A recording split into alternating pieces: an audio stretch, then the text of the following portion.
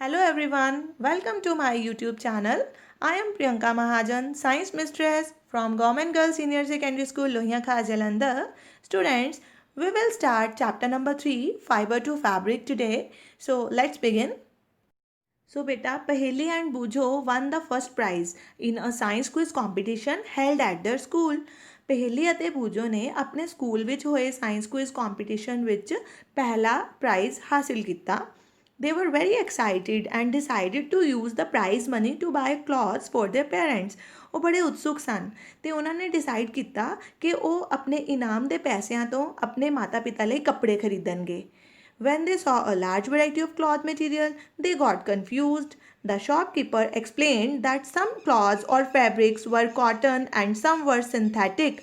ਉਹਨਾਂ ਨੇ ਜਦੋਂ ਦੁਕਾਨ ਵਿੱਚ ਕੱਪੜਿਆਂ ਦੀ ਬਹੁਤ ਜ਼ਿਆਦਾ ਵੈਰਾਈਟੀ ਦੇਖੀ ਤੇ ਉਹ ਕਨਫਿਊਜ਼ ਹੋ ਗਏ ਤੇ ਸ਼ਾਪਕੀਪਰ ਨੇ ਦੁਕਾਨਦਾਰ ਨੇ ਉਹਨਾਂ ਨੂੰ ਦੱਸਿਆ ਕਿ ਕੁਝ ਕੱਪੜੇ ਸੂਤੀ ਹਨ ਤੇ ਕੁਝ ਸਿੰਥੈਟਿਕ ਹਨ. ਸਿੰਥੈਟਿਕ ਮਤਲਬ ਉਹ ਮੈਨ ਮੇਡ ਮਟੀਰੀਅਲ ਹੈ. ਫਿਰ ਹੀ ਆਲਸੋ ਹੈਡ ਵੂਲਨ ਮਫਲਰਸ ਐਂਡ ਸ਼ਾਲਸ. ਦੁਕਾਨਦਾਰ ਦੇ ਕੋਲ ਉਨੀ ਮਫਲਰ ਤੇ ਸ਼ਾਲ ਵੀ ਸਨ. There were many silk sarees as well. ਦੁਕਾਨ ਤੇ ਬਹੁਤ ਸਾਰੀ ਸਿਲਕ ਦੀਆਂ ਬਣੀਆਂ ਹੋਈਆਂ ਸਾੜੀਆਂ ਵੀ ਸਨ. Paheli and Bujo felt very excited. They touched and felt these different fabrics. ਜਿਹੜੇ ਪਹੇਲੀ ਅਤੇ ਬੂਜੋ ਸਨ ਉਹ ਬੜੇ ਐਕਸਾਈਟਿਡ ਸਨ. ਉਹਨਾਂ ਨੇ ਹਰ ਇੱਕ ਕੱਪੜੇ ਨੂੰ ਛੂ ਕੇ ਦੇਖਿਆ, ਅਲੱਗ-ਅਲੱਗ ਤਰ੍ਹਾਂ ਦੇ ਕੱਪੜਿਆਂ ਨੂੰ ਛੂ ਕੇ ਦੇਖਿਆ. Finally, they bought a woolen muffler and a cotton saree. ਤੇ ਅੰਤ ਵਿੱਚ ਉਹਨਾਂ ਨੇ ਇੱਕ ਵੂਲਨ ਮਫਲਰ ਖਰੀਦਿਆ, ਉੱਨ ਨਾਲ ਬਣਿਆ ਹੋਇਆ ਮਫਲਰ, ਤੇ ਇੱਕ ਉਹਨਾਂ ਨੇ ਸੂਤੀ ਸਾੜੀ ਖਰੀਦੀ. After their visit to the cloth shop, Paheli and Bujo began to notice various fabrics in their surroundings. They found that bed sheets, blankets, curtains, tablecloths, towels, and dusters were made from different kinds of fabrics. ਜਦੋਂ ਦੁਕਾਨ ਤੋਂ ਉਹ ਕੱਪੜੇ ਦੇਖ ਕੇ ਆਏ ਉਸ ਤੋਂ ਬਾਅਦ ਉਹਨਾਂ ਨੇ ਆਪਣੇ ਆਲੇ ਦੁਆਲੇ ਦੇ ਸਾਰੇ ਕੱਪੜਿਆਂ ਨੂੰ ਧਿਆਨ ਨਾਲ ਦੇਖਣਾ ਸ਼ੁਰੂ ਕਰ ਦਿੱਤਾ. ਉਹਨਾਂ ਨੇ ਨੋਟ ਕੀਤਾ ਕਿ ਉਹਨਾਂ ਦੇ ਜਿਹੜੇ ਘਰ ਵਿੱਚ ਚਾਦਰਾਂ ਹਨ, ਜਿਹੜੇ ਕੰਬਲ ਹਨ, ਪਰਦੇ ਹਨ, ਟੇਬਲ ਕਲੌਥਸ ਹਨ, ਟਾਵਲਸ ਹਨ, ਡਸਟਰ ਹਨ, ਇਹ ਸਾਰੇ ਵੱਖ-ਵੱਖ ਤਰ੍ਹਾਂ ਦੇ ਕੱਪੜਿਆਂ ਨਾਲ ਬਣੇ ਹੋਏ ਹਨ. Even their school bags and gunny bags were made from some kind of fabric. ਉਹਨਾਂ ਦੇ ਸਕੂਲ ਬੈਗ ਤੇ ਬੋਰੀਆਂ ਆਦਿ ਵੀ ਜਿਹੜੀਆਂ ਹਨ ਉਹ ਵੀ ਵੱਖ-ਵੱਖ ਤਰ੍ਹਾਂ ਦੇ ਕੱਪੜਿਆਂ ਨਾਲ ਹੀ ਬਣੀਆਂ ਹਨ. They tried to identify these fabrics as cotton, wool, silk or synthetic. Can you also identify some fabrics? ਉਹਨਾਂ ਨੇ ਇਹ ਸਾਰੇ ਕੱਪੜਿਆਂ ਨੂੰ ਫੈਬਰਿਕਸ ਨੂੰ ਕਾਟਨ, ਵੂਲ, ਸਿਲਕ ਤੇ ਸਿੰਥੈਟਿਕ ਦੇ ਤੌਰ ਤੇ ਆਇਡੈਂਟੀਫਾਈ ਕਰਨਾ ਸ਼ੁਰੂ ਕੀਤਾ. ਤੇ ਚਲੋ ਅਸੀਂ ਵੀ ਇੱਕ ਕਿਰਿਆ ਕਰਕੇ ਦੇਖਦੇ ਹਾਂ. Visit a nearby tailoring shop. Collect cuttings of fabrics left over after stitching. Feel and touch each piece of fabric. Now try to label some of the fabrics as cotton, silk, wool or synthetic after asking for help from the tailor. ਬੇਟਾ ਇਹਨਾਂ ਨੇ ਤਾਂ ਬੋਲਿਆ ਕਿ ਇੱਕ ਦਰਜੀ ਦੀ ਦੁਕਾਨ 'ਤੇ ਜਾ ਕੇ ਵੱਖ-ਵੱਖ ਕੱਪੜਿਆਂ ਦੀਆਂ ਕਾਤਰਾਂ ਇਕੱਠੀਆਂ ਕਰੋ. ਤੁਸੀਂ ਘਰੋਂ ਬਾਹਰ ਨਹੀਂ ਜਾਣਾ, ਤੁਸੀਂ ਇਹ ਕੱਪੜੇ ਦੀਆਂ ਕਾਤਰਾਂ ਆਪਣੇ ਘਰ ਵਿੱਚ ਹੀ ਇਕੱਠੀਆਂ ਕਰ ਲੈਣੀਆਂ. ਫਿਰ ਤੁਸੀਂ ਇਹਨਾਂ ਕਾਤਰਾਂ ਨੂੰ ਛੂਹ ਕੇ ਮਹਿਸੂਸ ਕਰਕੇ ਦੇਖਣਾ ਹੈ ਅਤੇ ਇਹਨਾਂ ਦਾ ਪਤਾ ਲਗਾਉਣਾ ਹੈ ਕਿ ਇਹਨਾਂ ਵਿੱਚੋਂ ਕਿਹੜੀ ਕਾਤਰ ਸੂਤੀ ਹੈ, ਕਿਹੜੀ ਰੇਸ਼ਮੀ ਹੈ, ਕਿਹੜੀ ਊਨੀ ਹੈ ਅਤੇ ਕਿਹੜੀ ਸੰਸ਼ਲਿਸ਼ਟ ਰੇਸ਼ਿਆਂ ਨਾਲ ਬਣੀ ਹੈ. Do you wonder what these different fabrics are made of? ਕੀ ਤੁਹਾਨੂੰ ਜਾਣ ਕੇ ਹੈਰਾਨੀ ਹੁੰਦੀ ਹੈ ਕਿ ਇਹ ਵੱਖ-ਵੱਖ ਤਰ੍ਹਾਂ ਦੇ ਕੱਪੜੇ ਕਿਸ ਤੋਂ ਬਣੇ ਹਨ? When you look at any fabric it seems a continuous piece. ਜਦੋਂ ਤੁਸੀਂ ਕਿਸੇ ਕੱਪੜੇ ਦੇ ਟੁਕੜੇ ਨੂੰ ਦੇਖਦੇ ਹੋ ਤਾਂ ਉਹ ਇੱਕ ਅਖੰਡ ਟੁਕੜਾ ਤੁਹਾਨੂੰ ਨਜ਼ਰ ਆਉਂਦਾ ਹੈ. ਨਾਓ ਲੁੱਕ ਐਟ ਇਟ ਕਲੋਜ਼ਲੀ. ਫਿਰ ਉਸਨੂੰ ਧਿਆਨ ਨਾਲ ਦੇਖੋ. What do you notice? ਤੁਹਾਨੂੰ ਕੀ ਪਤਾ ਚੱਲੇਗਾ? ਬੇਟੇ ਜਦੋਂ ਤੁਸੀਂ ਕਿਸੇ ਕੱਪੜੇ ਨੂੰ ਧਿਆਨ ਨਾਲ ਦੇਖੋਗੇ ਤਾਂ ਤੁਹਾਨੂੰ ਨਜ਼ਰ ਆਏਗੇ ਉਸ ਵਿੱਚ ਧਾਗੇ ਵੱਖ-ਵੱਖ ਤਰ੍ਹਾਂ ਨਾਲ ਬੁਣੇ ਹੋਏ ਧਾਗੇ, ਇੱਕ ਧਾਗਿਆਂ ਦਾ ਤਾਨਾ ਬਾਨਾ ਜਿਹਾ ਬੁਣਿਆ ਹੁੰਦਾ ਹੈ. Next, Activity 2. Select a piece of cotton fabric you labeled in Activity 1.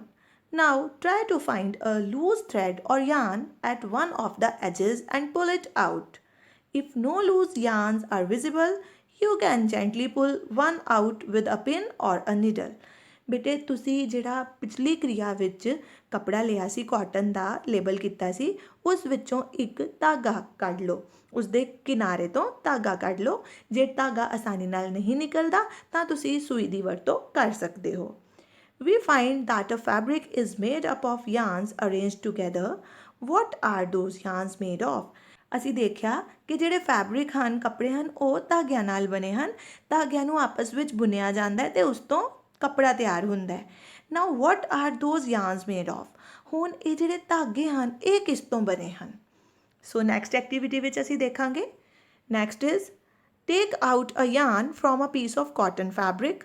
ਜਿਸ ਤਰ੍ਹਾਂ ਤੁਸੀਂ ਪਿਛਲੀ ਕ੍ਰਿਆ ਵਿੱਚ ਧਾਗਾ ਕੱਢਿਆ ਕਾਟਨ ਦੇ ਕੱਪੜੇ ਵਿੱਚੋਂ, ਉਸੇ ਤਰ੍ਹਾਂ ਤੁਸੀਂ ਧਾਗਾ ਕੱਢ ਲੈਣਾ ਕਾਟਨ ਦੇ ਕੱਪੜੇ ਵਿੱਚੋਂ ਬਾਹਰ। Place this piece of yarn on the table. ਉਸ ਧਾਗੇ ਦੇ ਤੁਸੀਂ ਟੁਕੜੇ ਨੂੰ ਟੇਬਲ 'ਤੇ ਰੱਖ ਦੇਣਾ ਹੈ।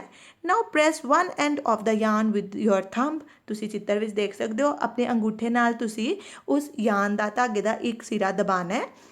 Scratch the other end of the yarn along its length with your nail as shown in the figure 3.4। ਬੇਟੇ ਤੁਸੀਂ ਦੇਖੋ ਫਿਗਰ ਵਿੱਚ, ਇੱਥੇ ਤੁਸੀਂ ਆਪਣੇ ਦੂਜੇ ਹੱਥ ਦੇ ਅੰਗੂਠੇ ਦੇ ਨਾਖੂਨ ਨਾਲ ਸਕ੍ਰੈਚ ਕਰਨਾ ਹੈ ਧਾਗੇ ਨੂੰ, ਠੀਕ ਹੈ, ਜਿਸ ਤਰ੍ਹਾਂ ਚਿੱਤਰ ਵਿੱਚ ਦਿਖਾਇਆ ਗਿਆ ਹੈ। Do you find that at this end the yarn splits up into thin strands? ਤੁਸੀਂ ਦੇਖੋਗੇ ਕਿ ਜਦੋਂ ਤੁਸੀਂ ਆਪਣੇ ਅੰਗੂਠੇ ਦੇ ਨਾਖੂਨ ਨਾਲ ਧਾਗੇ ਦੇ ਇੱਕ ਸਿਰੇ ਨੂੰ ਖੁਰਚੋਗੇ ਤਾਂ ਉਹ ਜਿਹੜਾ ਸਕ੍ਰੈਚ ਕੀਤਾ ਹੋਇਆ ਸਿਰਾ ਹੈ ਉਹਦੇ ਵਿੱਚੋਂ ਪਤਲੀ ਪਤਲੀਆਂ ਲੜੀਆਂ ਤੁਹਾਨੂੰ ਨਜ਼ਰ ਆਉਣਗੀਆਂ। ਧਾਗਾ ਪਤਲੀ ਪਤਲੀਆਂ ਲੜੀਆਂ ਵਿੱਚ ਟੁੱਟ ਜਾਏਗਾ। ਇੱਥੇ ਤੁਸੀਂ ਚਿੱਤਰ ਵਿੱਚ ਦੇਖ ਵੀ ਸਕਦੇ ਹੋ। ਤੇ ਬੇਟਾ You might have observed something similar when you try to thread a needle। ਜਦੋਂ ਤੁਸੀਂ ਸੂਈ ਵਿੱਚ ਧਾਗਾ ਪਰੋਣ ਦੀ ਕੋਸ਼ਿਸ਼ ਕਰਦੇ ਹੋ ਤਾਂ ਵੀ ਤੁਹਾਨੂੰ ਇੱਕ ਧਾਗੇ ਵਿੱਚੋਂ ਬਹੁਤ ਸਾਰੀ ਲੜੀਆਂ ਬਾਹਰ ਨਿਕਲਦੀਆਂ ਹੋਈਆਂ ਨਜ਼ਰ ਆਉਂਦੀਆਂ ਹਨ। Many a time the end of the thread is separated into a few thin strands।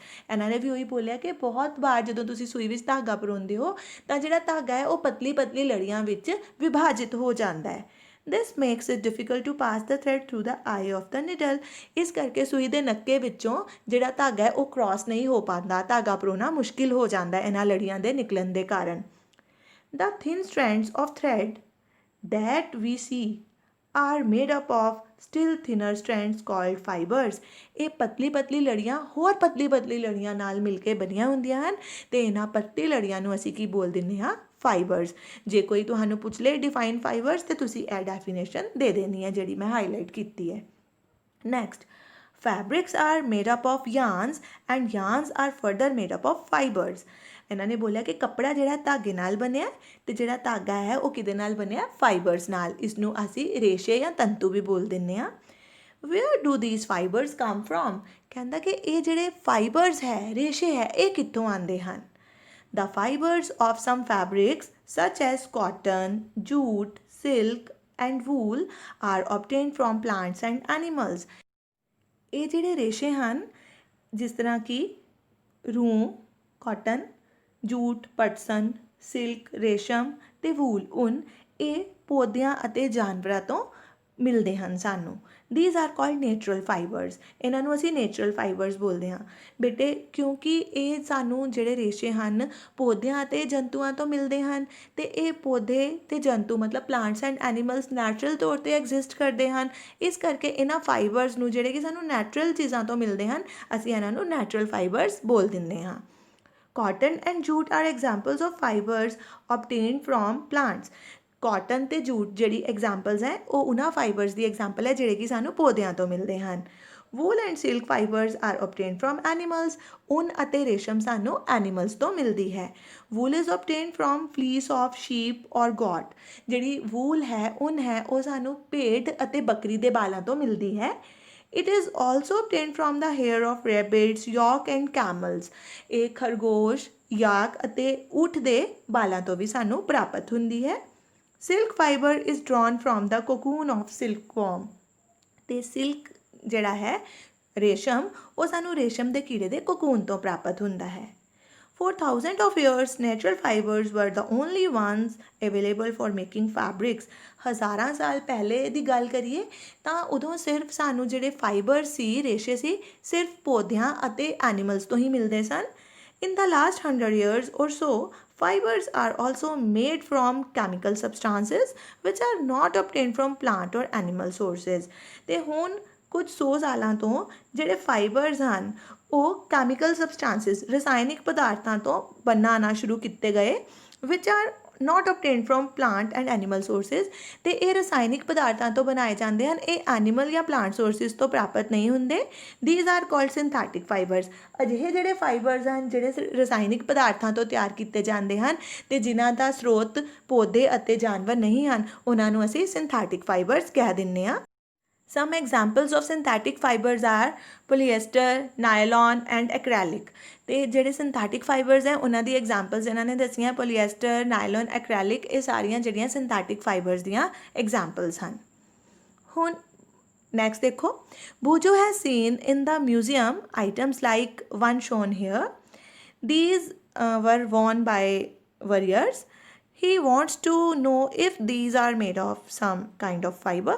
ਬੂਜੋ ਨੇ ਦੇਖਿਆ ਮਿਊਜ਼ੀਅਮ ਵਿੱਚ ਇਸ ਤਰ੍ਹਾਂ ਦਾ ਕੋਈ ਮਟੀਰੀਅਲ ਜਿਹੜਾ ਕਿ ਤੁਹਾਨੂੰ ਚਿੱਤਰ ਵਿੱਚ ਦਿਖਾਇਆ ਗਿਆ। ਉਹ ਜਾਣਨਾ ਚਾਹੁੰਦਾ ਹੈ ਕਿ ਇਹ ਜਿਹੜੇ ਮਟੀਰੀਅਲ ਯੋਧੇ ਵਗੈਰਾ ਪਾਉਂਦੇ ਸੀ ਕਿ ਇਹ ਵੀ ਫਾਈਬਰ ਤੋਂ ਬਣਿਆ। ਬੇਟਾ ਇਸ ਤਰ੍ਹਾਂ ਦਾ ਮਟੀਰੀਅਲ ਤੇ ਜਾਂ ਤਾਂ ਧਾਤ ਤੋਂ ਬਣਦਾ ਸੀ ਜਾਂ ਲੈਦਰ ਤੋਂ, ਅਤੇ ਇਸ ਉੱਤੇ ਧਾਤ ਦੀ ਚੇਨਸ ਵਗੈਰਾ, ਜਿਸ ਤਰ੍ਹਾਂ ਲੋਹੇ ਦੀਆਂ ਚੇਨਸ ਵਗੈਰਾ ਜੜੀਆਂ ਹੁੰਦੀਆਂ ਸੀ। ਅਤੇ ਇਸ ਤੋਂ ਇਲਾਵਾ ਪੁਰਾਣੇ ਜ਼ਮਾਨੇ ਵਿੱਚ ਜਿਹੜੇ ਰਾਜੇ ਮਹਾਰਾਜੇ ਸੀ ਉਹ ਸਿਲਕ ਦੇ ਕੱਪੜੇ ਦੀ ਵਰਤੋਂ ਕਰਦੇ ਸੀ। ਬੇਟਾ ਅੱਜ ਦਾ ਟੌਪਿਕ ਤੇ ਅਸੀਂ ਕੰਪਲੀਟ ਕਰ ਲਿਆ। ਹੁਣ ਤੁਹਾਡੇ ਲਈ ਥੋੜ੍ਹਾ ਜਿਹਾ ਹੋਮਵਰਕ ਅਤੇ ਰਿਵੀਜ਼ਨ ਵਰਕ ਹੈ। So first question is define fibres. Fibres ਕੀ ਹੁੰਦੇ ਆ ਬੇਟਾ, ਉਹਦੀ ਪਰਿਭਾਸ਼ਾ ਲਿਖਣੀ ਹੈ। ਅਤੇ ਮੈਂ ਤੁਹਾਨੂੰ ਦੱਸਿਆ the thin strands of thread which are made up of still thinner strands are called fibres. ਤੁਸੀਂ ਇਹਦਾ ਆਨਸਰ ਲਿਖ ਸਕਦੇ ਹੋ। ਉਸ ਤੋਂ ਬਾਅਦ what are natural fibers? Give examples। ਬੇਟੇ natural fibers Ki C? Those fibers which are obtained naturally from plant and animal sources are called natural fibers। For example, cotton and jute are examples of fibers which we get from plants, and silk and wool are examples of animal fibers। Next is what are synthetic fibers? Give examples। synthetic fibers ਕੀ ਹੁੰਦੇ ਆ? ਤੁਸੀਂ ਇਹਨਾਂ ਦੀ ਵੀ ਉਦਾਹਰਨਾਂ ਦੇਣੀ ਹੈ ਬੇਟੇ। synthetic fibers are those fibers which are made up of chemical substances and they are not made up of plant and animal sources। So examples are acrylic, polyester, etc। ਬੇਟਾ ਹੁਣ ਤੁਹਾਨੂੰ ਹੋਮਵਰਕ ਵੀ ਦੇ ਦਿੱਤਾ ਹੈ, ਰਿਵੀਜ਼ਨ ਵੀ ਕਰਵਾਤੀ, chapter ਵੀ ਤੁਹਾਨੂੰ ਸਮਝ ਆ ਗਿਆ ਹੈ, ਅਤੇ ਤੁਸੀਂ ਇਹ ਸਾਰੇ ਕੁਐਸਚਨਸ ਆਪਣੀ ਕਾਪੀ ਵਿੱਚ ਵੀ ਕਰ ਲੈਣੇ ਹੈ ਅਤੇ ਇਹਨਾਂ ਨੂੰ ਯਾਦ ਵੀ ਕਰ ਲੈਣਾ ਹੈ। Thank you.